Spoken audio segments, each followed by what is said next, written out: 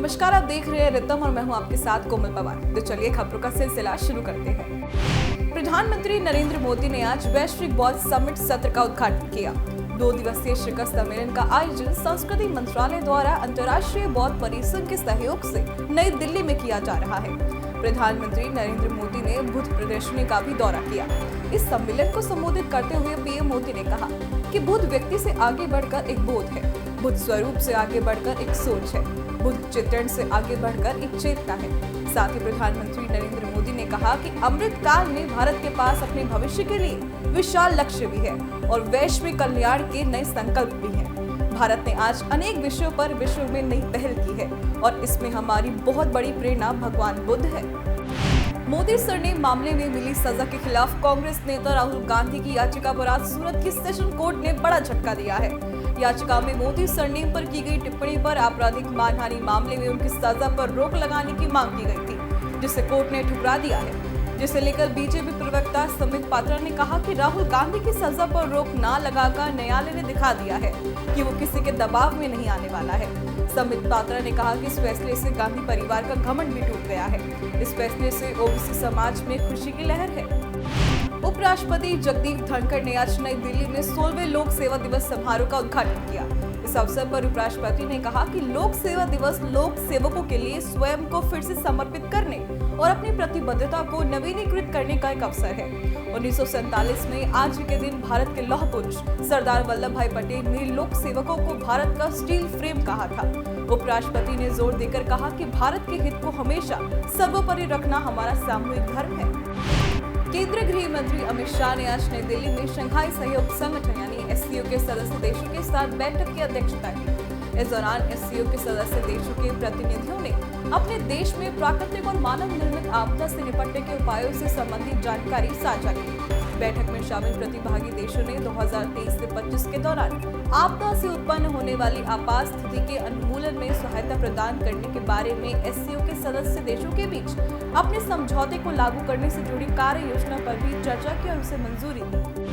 केंद्रीय उड्डयन मंत्री ज्योतिरादित्य सिंधिया ने आज 2 दिवसीय यूरोपीय संघ भारत विमानन शिखर सम्मेलन में वीडियो कॉन्फ्रेंसिंग के जरिए भाग लिया। इस दौरान ज्योतिरादित्य सिंधिया ने बताया कि देश के 25 हवाई अड्डे 100% हरित ऊर्जा का उपयोग कर रहे हैं। वहीं उन्होंने घोषणा करते हुए कहा कि करीब 121 हवाई अड्डों को 2025 तक कार्बन न्यूट्रल बनाया जाएगा। साथ ही उन्होंने यूरोपीय संघ के उद्योग के लोगों से इन अवसरों का लाभ उठाने और दुनिया में सबसे तेजी से बढ़ते विमानन उद्योग का हिस्सा बनने का आग्रह किया।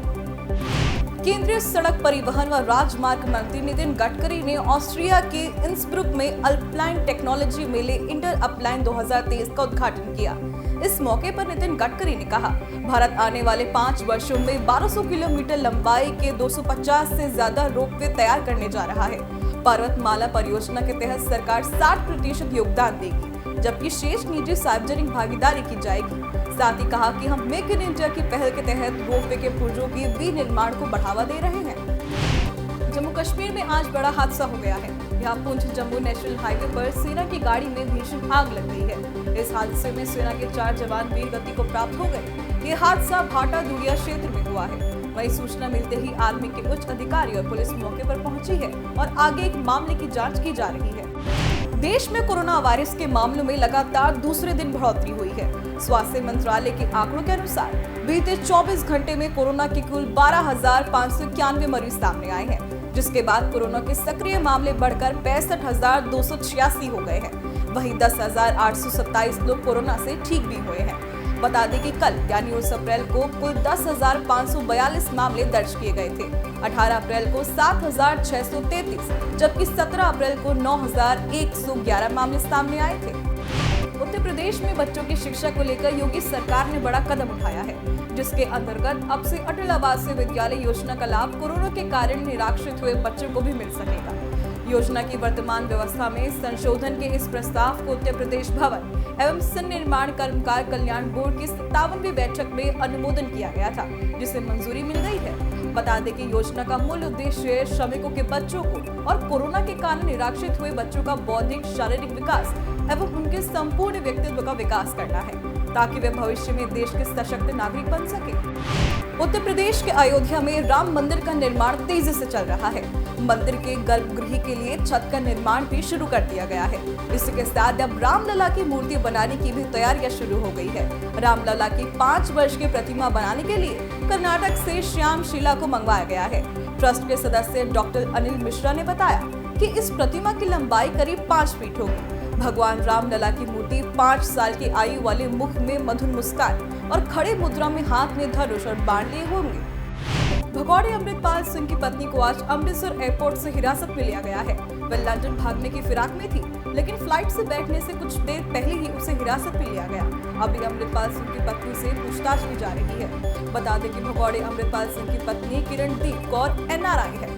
बता दें कि पुलिस ने 18 मार्च को अमृतपाल सिंह और उसके संगठन वारिस पंजाब के सदस्यों के खिलाफ कार्रवाई शुरू की थी। खालिस्तान समर्थक अमृतपाल 18 मार्च को जालंधर जिले में पुलिस के जाल से बच निकला था और वह तभी से फरार है। 4 धाम यात्रा के लिए उत्तराखंड पहुंचने वाले यात्रियों को इलेक्ट्रिक वाहनों की चार्जिंग की सुविधा भी उपलब्ध होगी। इसके लिए 4 धाम यात्रा के प्रवेश द्वार यानी ऋषिकेश में इलेक्ट्रिक चार्जिंग स्टेशन खुल गया है। इसके लिए सेवा THDC के सहयोग से ऋषिकेश में पहला इलेक्ट्रिक चार्जिंग स्टेशन स्थापित किया गया है।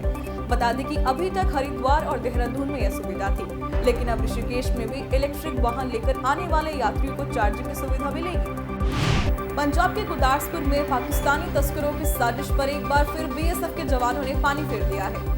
BSF की आदिया पोस्ट के जवानों ने भारतीय सीमा में दाखिल होने का प्रयास कर रहे पाकिस्तानी ड्रोन पर फायरिंग कर उन्हें खदेड़ दिया।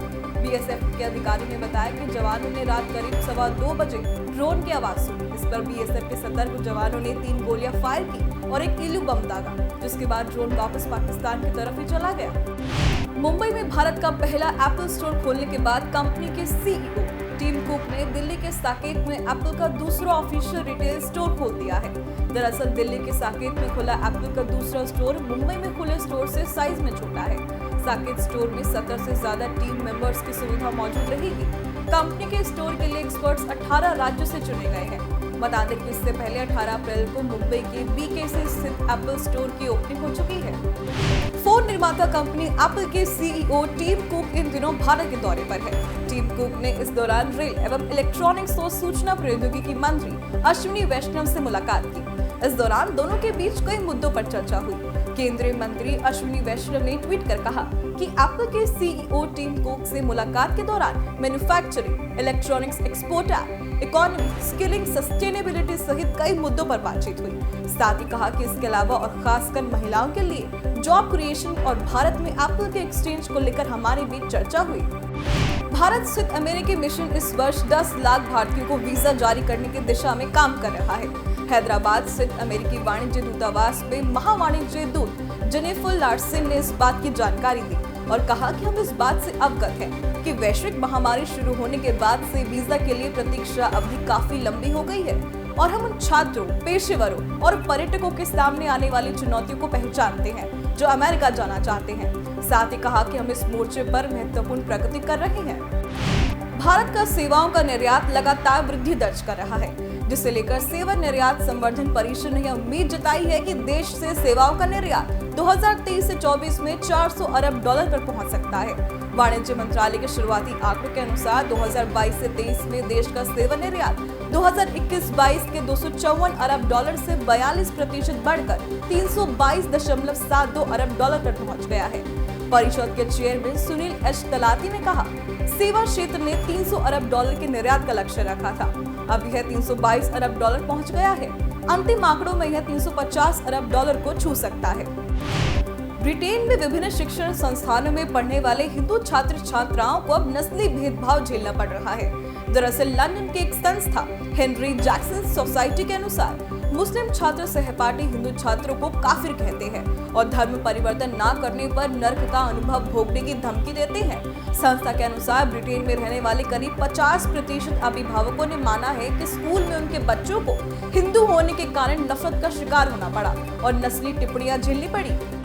पाकिस्तान के विदेश मंत्री बिलावल भुट्टो आगामी 4 मई को भारत की यात्रा पर आएंगे। वे गोवा में होने वाले विदेश मंत्रियों की FCO समिट में हिस्सा लेंगे। बिलावल भुट्टो की ये भारत यात्रा ऐसे वक्त पर होने जा रही है जब दोनों देशों के बीच रिश्ते अपने सबसे बुरे दौर में चल रहे हैं। कई वर्षों से भारत और पाकिस्तान के नेताओं ने एक दूसरे के देशों की यात्रा भी नहीं की है। इससे पहले 2014 में पाकिस्तान के प्रधानमंत्री नवाज शरीफ पीएम मोदी के शपथ ग्रहण में शामिल हुए थे। बता दें कि गोवा में होने वाले समिट में चीन, रूस, कजाकिस्तान, उज्बेकिस्तान, किर्गिस्तान और तजाकिस्तान के प्रतिनिधि भी शामिल होंगे। संयुक्त राष्ट्र में भारत की स्थायी प्रतिनिधि रुचिरा कंबोज ने कहा कि भारत की G20 की अध्यक्षता के दौरान अभी तक अफ्रीकी देशों की तरफ से सबसे ज्यादा सहभागिता देखी गई है।